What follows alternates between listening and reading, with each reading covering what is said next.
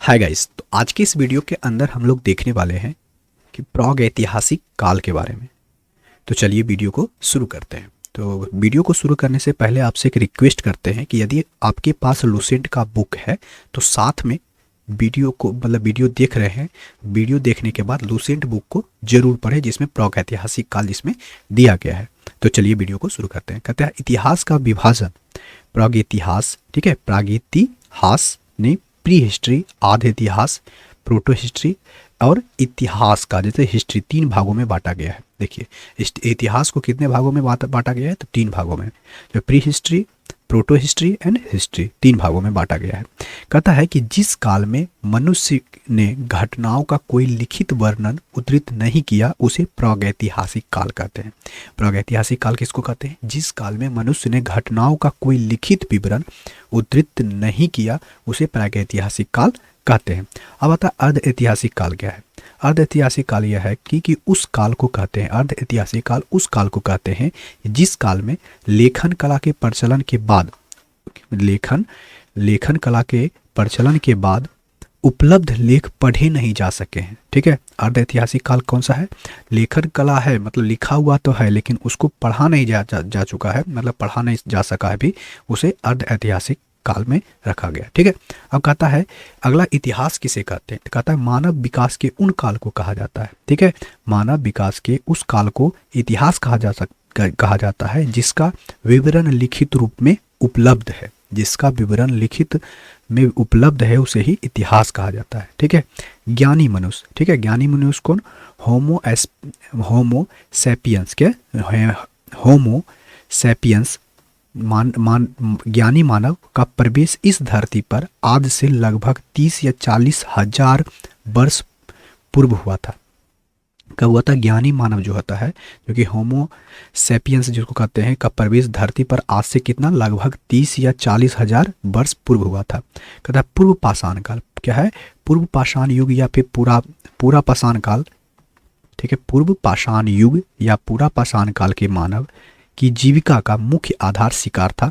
शिकार पूरा पाषाण काल में आदि मानव के मनोरंजन का साधन था। देखिए एक बार फिर से पढ़ देते हैं। कहता है पूर्व पाषाण युग जो था या फिर उसको पूरा पाषाण कहते, पूरा पाषाण काल के मानव के जीवन का मुख्य आहार क्या था? शिकार था। और शिकार पूरा पाषाण में आदि मानव के मनोरंजन का साधन था। आग का आविष्कार पूरा पाषाण काल में एवं पहिए का आविष्कार नव पाषाण काल में हुआ। देखिए आग का आविष्कार कब हुआ? आग का आविष्कार हुआ पूरा पाषाण काल में एवं पहिए का आविष्कार कब हुआ था? नव पाषाण काल में हुआ था। ठीक है, मनुष्य में अस्थायी निवास की प्रवृत्ति नव पाषाण काल में हुई। मनुष्य में अस्थायी निवास की प्रवृत्ति नव पाषाण काल में हुई तथा उसने सबसे पहले कुत्ता को पालतू बनाया। देखिए क्या किया? मनुष्य ने अस्थायी निवासी की प्रवृत्ति नव पाषाण काल में हुई तथा उसने सबसे पहले कुत्ते को पालतू बनाया। कहता है मनुष्य ने सर्वप्रथम तांबा धातु का प्रयोग किया तथा उसके द्वारा बनाए जाने वाले प्रथम औजार कुल्हाड़ी, ठीक है, कुल्हाड़ी था, जो कि कुल्हाड़ी कहाँ से प्राप्त हुआ? अति रपक्कम से प्राप्त हुआ था। ठीक है, प्राप्त स्थल कुल्हाड़ी जो यहाँ से प्राप्त हुआ था। कहता है कृषि का आविष्कार नव पाषाण काल में हुआ। ये भी क्वेश्चन बहुत बार क्वेश्चन पूछा जाता है एग्जामों में कि कृषि का जो आविष्कार हुआ था कब हुआ, कौन से काल में हुआ था? तो नव पाषाण काल में हुआ था। प्रागैतिहासिक अन्य उत्पादन स्थल मेहरगढ़ पश्चिम बलूचिस्तान में अवस्थित है। ठीक है, और कृषि के लिए अपनाई गई सबसे प्राचीन फसल कौन सी है? गेहूं है, पहली फसल है, एवं जौ भी थी, लेकिन मानव द्वारा सर्वप्रथम प्रयुक्त अनाज क्या था? चावल था। कहता है कृषि का प्रथम उदाहरण कहाँ से मिलता है? तो मेहरगढ़ से प्राप्त होता है। देखिए ये क्वेश्चन बहुत पूछा जाता है इस तरह का। कहता है कृषि का प्रथम उदाहरण कहाँ? मेहरगढ़ से प्राप्त होता है। कुल्डी हवा का संबंध चावल के प्राचीनतम साक्ष्य से है। देखिए कुल्डी हवा का संबंध किससे है? चावल के प्राचीनतम साक्ष्य से है। कहता है भारत में पूर्व प्रस्तर युग के अधिकांश औजार क्या था? पत्थर के बने थे। ठीक है, भारत में पूर्व प्रस्तर युग के अधिकांश औजार पत्थर के बने थे। रॉबर्ट ब्रूस फुट पहले व्यक्ति थे जिन्होंने 1863 ईस्वी में भारत में पूरा पाषाण कालीन औजारों की खोज की। देखिए रॉबर्ट ब्रूस फुट फुट, ठीक है, रॉबर्ट ब्रूस फुट ने पहले व्यक्ति थे, ठीक है, रॉबर्ट ब्रूस फुट पहले व्यक्ति थे जिन्होंने 1863 में, ठीक है, 1863 ईस्वी में भारत में पूरा पाषाणकालीन औजारों की खोज की। अब कहता है कि पल्लवारम नामक स्थान पर प्रथम भारतीय पूरा पाषाण कलाकृति की खोज की गई। देखिए एक जगह का नाम है कि पल्लावरम, ठीक है, पल्लावरम नामक स्थान पर प्रथम भारतीय पूरा पाषाणकालीन कलाकृतियों की खोज की गई। भारत में मध्य पाषाण काल के विषय में जानकारी सर्वप्रथम 1867 ईस्वी में हुई थी, ठीक है, जो कि भारत में मध्य पाषाण कालीन के विषय में जानकारी सर्वप्रथम 1863 ईस्वी में हुई, जब CL कार्लिल ने विंध्य क्षेत्र में लघु पाषाणोकरण खोज निकाले। तो भारत में मानव अस्थि पंजर मध्य पाषाण काल से ही सर्वप्रथम प्राप्त होने लगता है। कहता है भारत में नव पाषाण कालीन सभ्यता का प्रारंभ ईसा पूर्व 4000 वर्ष लगभग हुआ। देखिए भारत में नव पाषाण कालीन सभ्यता का प्रारंभ ईसा पूर्व 4000 के लगभग है, ठीक है। भारत में नव पाषाण कालीन सभ्यता का प्रारंभ ईसा पूर्व 4000 के लगभग है, ठीक है। तो चलिए बढ़ते आगे।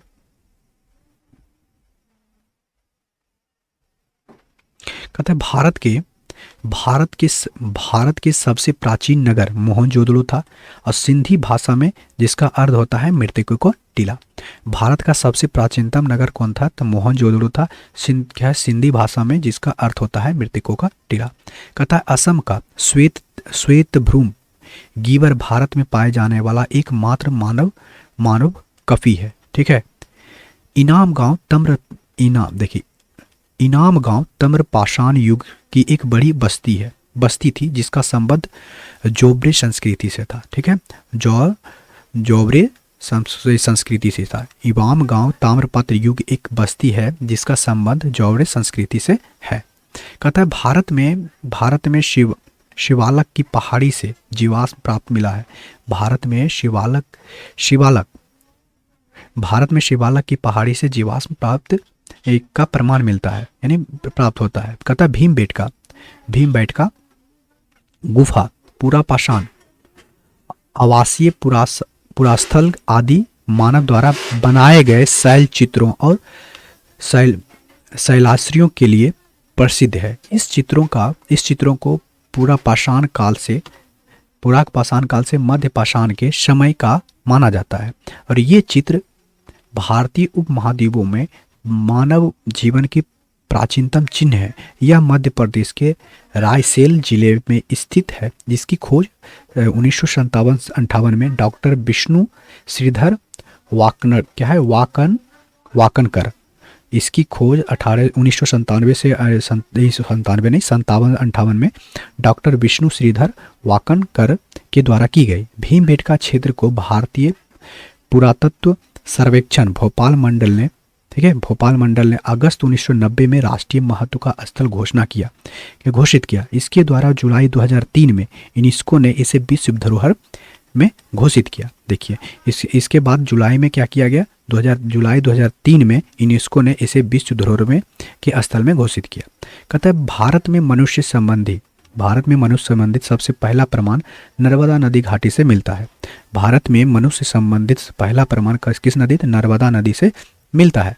कहता है मानव भारतीय नागरिक सेवा, नोट में यहाँ लिखा हुआ है कि भारतीय नागरिक सेवा का अधिकारी रिजले प्रथम व्यक्ति थे जिन्होंने प्रथम बार वैज्ञानिक आधार पर भारत की जनसंख्या का प्रजातीय विभेदीकरण किया, ठीक है। तो इस वीडियो में हम लोग यहीं तक देखते हैं।